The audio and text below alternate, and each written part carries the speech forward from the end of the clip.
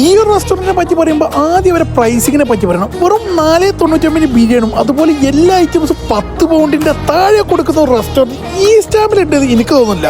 അത് പോരാഞ്ഞിട്ട് 1-ാം 2-ാം ഫെബ്രുവരി എല്ലാ ഫുഡിനും 50% ഓഫും, അത് 3 മണി മുതൽ ക്ലോസിംഗ് വരും. ആദ്യം തന്നെ ഞാൻ അവരെ ബിരിയാണിയുമ്പോൾ തുടങ്ങി. 4.99 ഒറിജിനൽ പ്രൈസിലെ ബിരിയാണി 2.5 പൗണ്ടിന് കിട്ടിയാൽ പൊളിയോ. അപ്പൊ ബിരിയാണി എന്തായാലും പോയി കഴിച്ചോളി, കിട്ടിയില്ല ബിരിയാണി. പിന്നെ നേരെ മന്തി ചിക്കനിലോട്ട് പോയെങ്കിലും എന്റെ കണ്ണിൽ നേരെ പോയത് പത്തിരിയിലോട്ടോ.